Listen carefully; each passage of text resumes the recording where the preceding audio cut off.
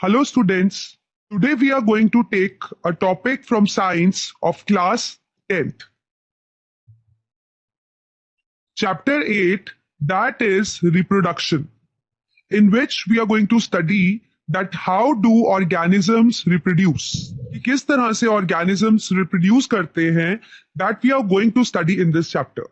As you can see in this figure, आप इस image को देख पा रहे हैं और आप इजिली बता सकते हैं कि this lady is a mother, right, who is holding a child, who is holding a child.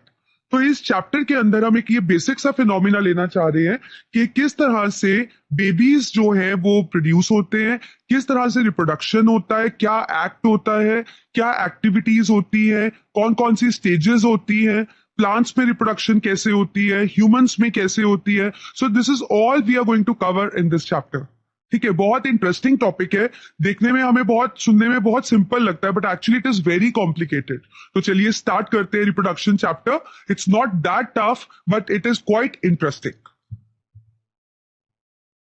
Topics to be covered in this chapter are introduction, types of reproduction, sexual reproduction in flowering plants, sexual reproduction in humans, male and female reproductive system, population control, sexually transmitted diseases, asexual reproduction and its methods.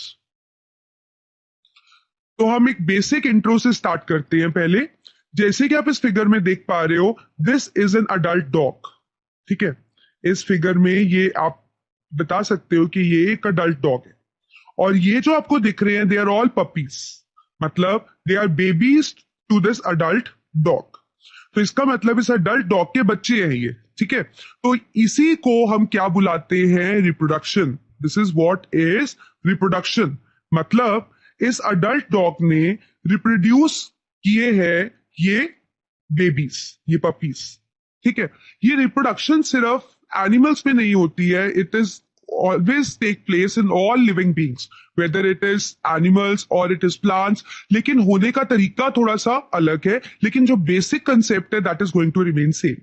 तो इसका मतलब reproduction को हम एक basic, एक simple language में कह सकते हैं that it is a process of giving birth to young ones. So what is reproduction? It is a process of giving birth to young once.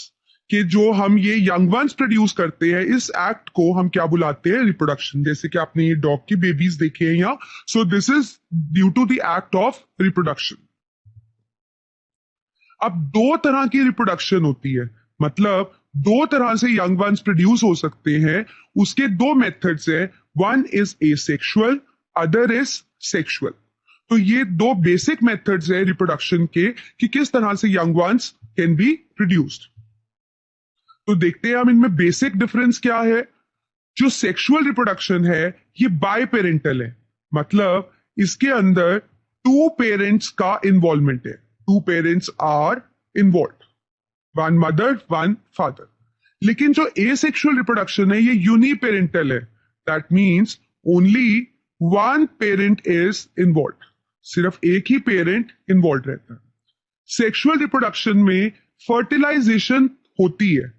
Fertilisation का मतलब क्या है हम आगे काफी डिटेल में पढ़ेंगे. अभी हम सिर्फ एक बेसिक सी आउटलाइन देख रहे हैं कि दो रिप्रोडक्शन में क्या डिफरेंस है. ठीक है, फर्टिलाइजेशन का मतलब होता है कि दो पेरेंट्स, जैसे कि हमने बात की मदर और फादर.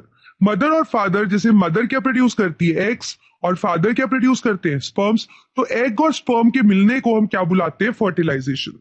अब क्योंकि इसमें दो पेरेंट्स इन्वॉल्व है, तो दोनों पेरेंट्स के ये जो हम कह सकते हैं गिमीट सेल है, या आप कह सकते हो एग और स्पर्म है, ये फ्यूज करेंगे आपस में.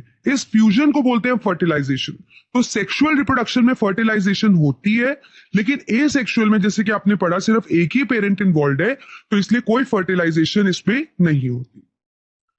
जो सेक्सुअल रिप्रोडक्शन में यंग वंस प्रोड्यूस होते हैं, उनमें कुछ करेक्टर्स पेरेंट्स के होते हैं और कुछ ब्लेंड होकर नए करेक्टर्स आते हैं. लेकिन एसेक्सुअल रिप्रोडक्शन में जो यंग वंस होते हैं वो बिल्कुल क्लोन्स होते हैं पेरेंट के.